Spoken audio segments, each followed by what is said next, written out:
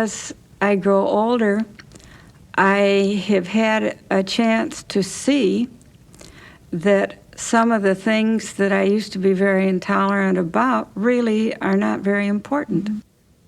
I think we have a lot of that we could give to the young peoples. And it's some of those things you can't get out of books, you can't get out of computers, you can't get out of anything. You have to come out the human soul, you have to come out about the mind and the heart.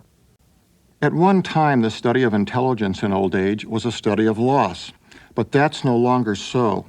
Now it's a study of loss plus compensating gain, plus the emergence of new potential. Now it's a study made not with the eyes of the young, but with those of the old. In this program, we'll hear the voices of people in their 60s, 70s, and 80s. We'll hear from scholars in the field of cognitive development, the development of thinking. Both will tell us what normally happens to memory in later life. We'll discover how each decade over 60 is likely to be different, and how researchers are exploring wisdom, the special gift of this season. People in later life are telling us that if you remember all the trees in your life, you'll never see the forest.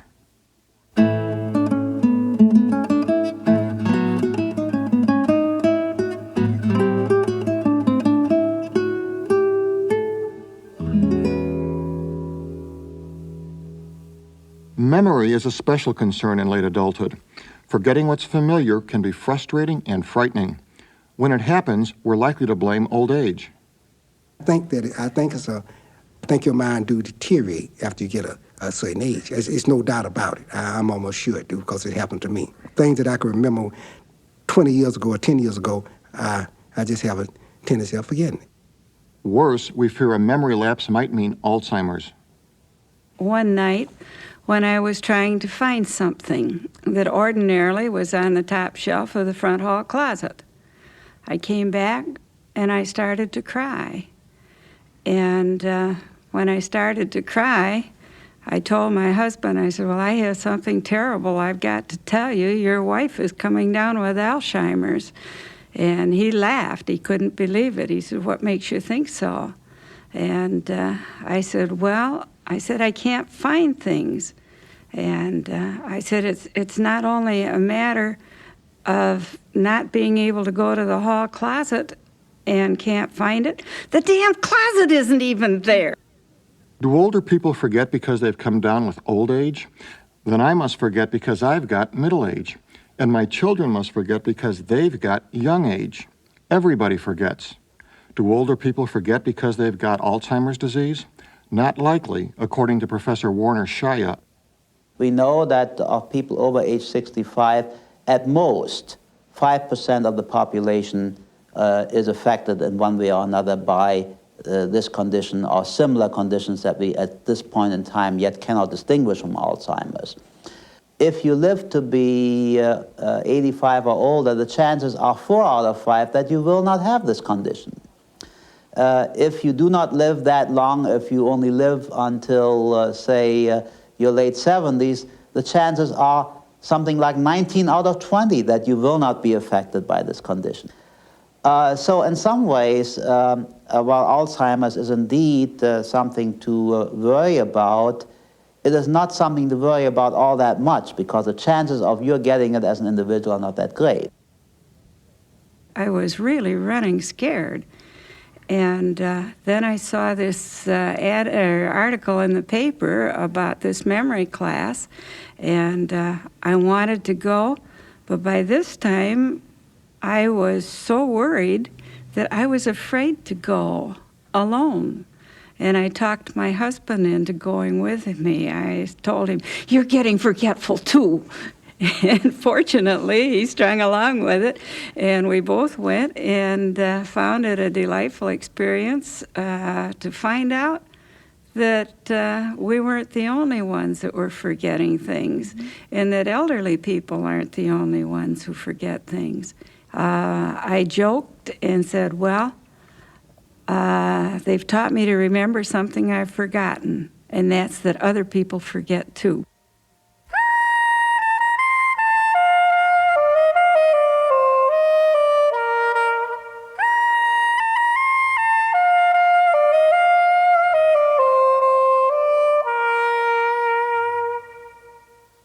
For most people today, late adulthood brings with it not a loss of memory, not a disease of memory, but a change of memory. Let's see if we can puzzle out what that change is. Is this man losing his memory? He'll tell you this. I forget if I put the lights on in the car. I forget if I locked the car. I mean, all little things like that. But if you ask him the addresses of the homes he's lived in, he'll tell you this. Yeah, I can go right back from my current number, which is 2265. My last number was 3530. The number before that was 11,007. The number before that was 19E. The number before that was 3517A. The number before that was 1436. The number before that was 780. The number before that was 3539. Why should he remember certain things but not others? And what about this woman? I worked for years as a receptionist at the hospital who could literally pull hundreds of numbers out of my memory. I cannot do that. But she can remember certain things that no one else in her family can. The whole family asks me who was born when. And I can usually tell them not only the birth date, the day, but the year, and something about what was happening at the time. And why should this man forget some things? Little simple things that I don't remember. That if you said, well, I'm going up to get my glasses, and you'll go up to the top step and say, now, what did I come up here for? But have the clearest recollection of other things. When I was real small, I can remember the first house that we stayed had real high steps, And I remember walking to the edge of the porch and my mother grabbed me and pulling me back. And I talked to my mother lots about the house. And she said, you couldn't remember that. She was only 18 months old. You couldn't remember. I said, I do remember, Mama. What do we know about memory in healthy older adults? You can answer that question for each of 3 different kinds of memory. The first is called primary memory. This is memory for the short term, say a minute or two. Suppose you're looking up a phone number, and here it is, 847-3162. Try repeating it. Primary memory is what you use to remember a number from the time you look it up in the phone book until the time you dial it. If you were able to repeat the number I gave you, your primary memory served you well, and research has shown that primary memory changes very little with age. Now, once you're in the middle of your phone conversation, you're no longer conscious of the number. It's gone from primary to another kind of memory, secondary memory. This is Professor Marian Perlmutter. Secondary memory is all of the long-term things that are in our mind that we don't have consciously in our awareness, but we can retrieve on will. Secondary memory often becomes less reliable with age. Research has told us this consistently, and so have older people. I retired about 3 years ago, and at that time I was priding myself on knowing a lot of telephone numbers and knowing a lot of people by face and by name. I will see those people on the bus now or downtown. I will know that I know them, but it takes me a long time to put the name with the face, and sometimes I can't do it. And I will be very much embarrassed to have to ask somebody their name. One of the reasons secondary memory is less efficient in old age is that it gets so full by the time you reach old age. Professor Perlmutter. Things get cluttered, and if instead of a list of 100 names, you may have 1,000 names. So it's just harder to retrieve it. Also, we remember things that are distinctive. And with the more things we have in our mind or our memory, the less distinctive many of those things are. If the amount of information in your memory increases with age, but the percent you can recall stays the same, then it will seem as though you're forgetting more. Things get cluttered. In such a case, forgetting may be a useful mental skill. There are certainly times when it's good to forget. I would hate to keep track of all the places I ever parked my car. I'd probably never find it again. So there are times when we want to retain information for just a particular amount of time and then devoid ourselves of that memory. The third kind of memory is tertiary memory, which is memory for things over the long, long term. Many tertiary memories come from early in life. When I was very little, Daddy was out milking the cows and I was playing around, and I disappeared. And when he went out to the milk house to put the milk in to cool, he heard, "Hi, Daddy." And to his horror, he looked up and I was at the top of the windmill, hanging on with one hand, waving with the other one. And he said he didn't dare say anything to me for fear he would frighten me, but he had to climb that ladder to get me down, and he was more afraid than I was. I think it's the only time I've ever been up high and not been afraid. Tertiary memory does not decline with age. Maybe it's because early memories are the most distinctive. Maybe it's because we go over these memories time and again and therefore remember them better. Maybe there's another reason. Think of the items from secondary memory that these people forgot. Whether they locked their car or put out the lights, where they left their glasses, hundreds of phone numbers and hundreds of names from where they worked. Now think of the items from tertiary memory that they remembered.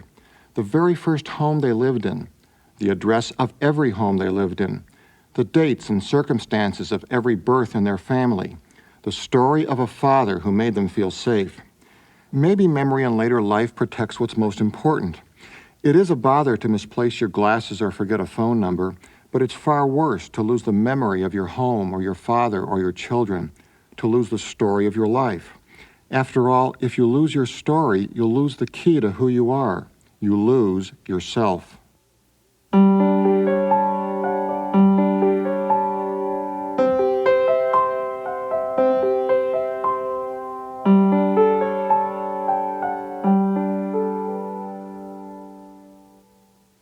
Now, what was that phone number I asked you to repeat? By this time, recall is a matter of secondary memory. If you forgot, maybe some memory strategies would help. Younger adults use these strategies all the time. Professor Perlmutter. If you give somebody a list of words to remember, the younger subject, who typically is in their 20s and may be a student, has very good strategies for getting them into secondary memory. The older adult, who probably hasn't had to intentionally recall lists of words a lot in the past few years, will not encode them and organize them in ways that will allow them to get into secondary memory. Now, if you tell them the best strategies to use, the ones that the younger student probably is using automatically, the older adult is typically quite able to use those and then can improve their secondary memory. Basically, there are two kinds of strategies: encoding strategies to get information into secondary memory, and retrieval strategies to get information out. An encoding strategy might be to image what you're trying to remember. If I'm trying to remember a name, I might relate that with some visual image that might be conceptually related to the name, might rhyme with the name. If you go into a room and you be in a party and you get introduced to someone, and you might be an item he got on, a green tie, polka dot tie, or a blue blazer, and he said, well, this is Tyrone. And you think if you see him, you say, oh, we a Tyrone with a guy that had the blue blazer, you know. The blue blazer, you're a Tyrone. I had a young doctor that examined my eyes not too long ago. Her name was Duncan, Dr. Duncan. And I thought to myself, well, I is like a donut and a Dunkin' Donut. And so I thought, well, the sillier it is, the more you have to remember. My name is Adeline. You would be amazed at how many different ways that name can be mispronounced or misspelled. Now when I meet somebody new and they ask me to repeat my name, I say +1 line. Add a line. And they remember, and I haven't been called Adelaide for quite a while. Acronymizing. If I have to remember 5 things, for example, the first thing I'll do is think of an acronym.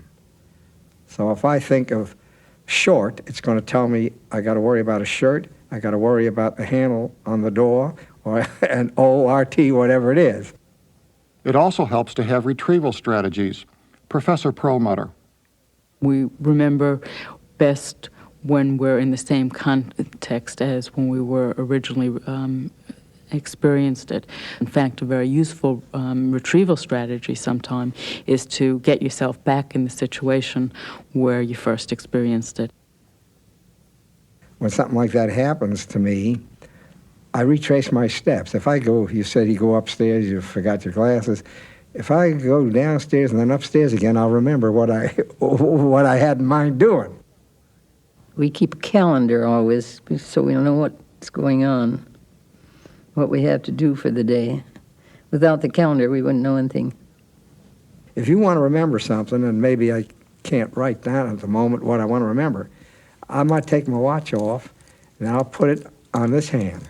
Then I know when I get upstairs, well, this ain't where it belongs. It must be there for a reason. And 99% of the time, I'll be able to figure out what I wanted to remember. If I have to remember something real important, I would take my watch off. And I would lay it down, and I would take my watch off and put it somewhere. But lots of times I forget where I lay it down.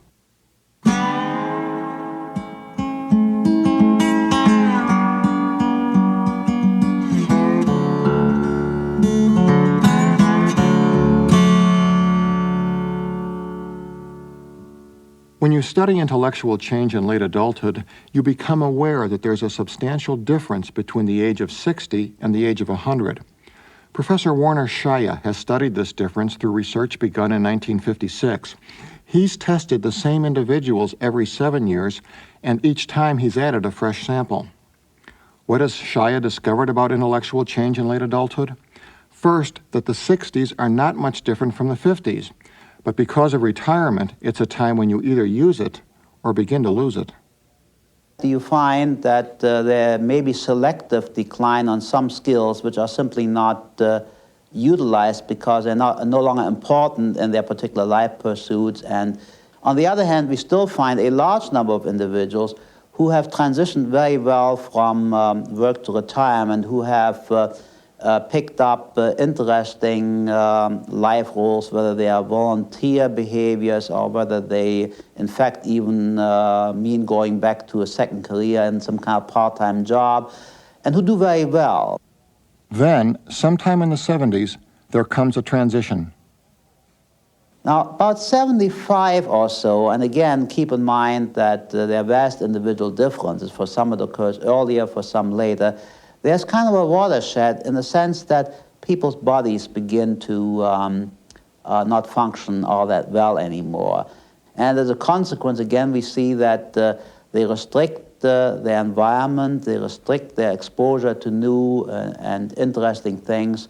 And so then we begin to see a quickening of this pace of mental decline. But again, it's not inevitable because we still find a great many exceptions. Then we come to the 80s. We find that we simply do not have anybody anymore who does function as well as they did earlier. However, there are still wide individual differences, and we have some people in their mid-80s who, while they're not doing as well as they did when they were in their 70s or 60s, they're still well above the average of a young comparison population. In other words, we have some professional people who would not compare at age 85 well with a professional person, say 20 years younger, but who certainly are much more alert and much more knowledgeable than the average 25-year-old. And what about the 90s? Now we're getting used to knowing what it's like to be 80 years old, but we still have no idea really what is it like to be 90 years old or to be 100 years old. We are in this situation where the very old today are the real pioneers that will, in a way, set some of the social expectations. Despite these common themes, there's enormous variation within each decade of late adulthood. One reason is that near the end of life, years from birth may not matter as much as the years until death.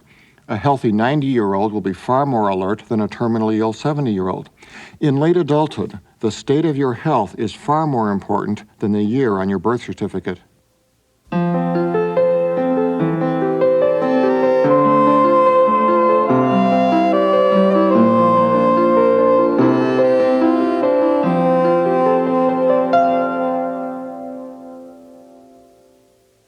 After years of studying intellectual decline in late adulthood, researchers are now trying to define the special gift of this season.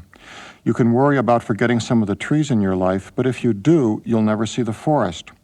What is the forest that comes into view as the years go by? What is wisdom? What do older people know that younger people don't know? I forgot more than they know at this stage. I forgot more than they know. Age and knowledge and age go hand in hand. Well, I suppose we've had lots of experiences that they haven't had. I always try to listen to young people to see what they're saying. They've learned things I've never learned. We don't know a lot of the technical stuff these kids know. There must be an enormous amount of stuff they know that we don't know. On the other hand, when it comes to the basics of life and living and people and so on, I believe that the so-called advances aren't always good, because it's the way you handle them that counts. Professor Perlmutter. This is really my research question for the next decade. We have found that younger people are pretty convinced they're going to get wise with age. Older people tend to think that they haven't gained it with age. So maybe wisdom is knowing that there is no set answer. I keep wanting to know so much more than I know, and I wonder how I made it from day to day now as a young person because of what I didn't know. Knowing is just becomes more important to me all the time. So I think that that's something that I didn't think about as a young person, that I would be so eager to keep on knowing and learning as I aged. Perlmutter isn't ready to define wisdom just yet or to say it only comes late in life, but she has a sense of what she's looking for. I think there is a sensitivity to a perspective to what things are important in life and what things aren't important, that the moment probably isn't what's important, some more universal notion of a world beyond the individual, a globalness of concern, some better integration of emotion and cognition. I think we have a lot of that we could give to the young people. And it's some of those things you can't get out of books, you can't get out of computers, you can't get out of anything. You have to come out the human soul, you have to come out about the mind and the heart. Well, this is a bit of doggerel, but I think it's true. There's so much that is good in the worst of us, and so much that is bad in the best of us, that it little behooves any of us to criticize the rest of us. And it's a silly little doggerel, but I think it's very deep. And I think that I'm beginning to learn to see the good in others, even if they try to hide it sometimes. The most important thing I know. Well, maybe it depends on how one interprets the word know. Now, this is something which I suppose is a very personal thing. Not everybody may need to have such knowledge, if you want to call it that. But I could not understand a life with all its horrors as well as good things if I did not believe that there was some higher intelligence or whatever who did understand and, in a sense, perhaps control human development and the development of the universe, for that matter. This is personal wisdom. It fits the life from which it came and perhaps no other. It's the kind Perlmutter is after. How old are the people that you're studying? People in their 80s. In their 80s. How are you doing this? With lots of different measures. We're interviewing them, we're asking them these very questions, actually. We're trying to get people who are healthy, who are probably the few who have developed this wisdom, and asking them what wisdom is all about, what's the important thing they've learned with age. We don't really have answers yet. Well, why are psychologists now looking in this direction? Well, I'm interested in the potential of humans, and I think that the real potential happens over a lifetime, So I think it's to be seen in the oldest of our population, and perhaps only in limited domains, so that if we combine the few areas of expertise that someone had, look at their area of specialization, and look at it in the oldest sample, then I think we'll have the ultimate of human intelligence. That's why I'm interested in it. There is a gift of knowledge that comes with later life, some ultimate of human intelligence. Perhaps it's knowing what to remember and what to forget, or knowing both the mind and the heart. There comes a point in the 80s and 90s when decline is likely to occur, but we don't know yet how far back that point can be pushed, and we surely don't know how to predict it for a given individual. But we do know this: each season of life has its own kind of thinking. The bright imagination of the child, the idealism of the adolescent, the expertise of the adult, the wisdom of the old. As a society, we need the kinds of thinking that characterize each season of life. My father, the first day he went to school in the morning and he just didn't like it. And at noon, he ran out and hid and slept in the ditch all afternoon and went home when the other kids went home. And when his mother was asking, well, why did you do that? His answer was, learned enough for one day.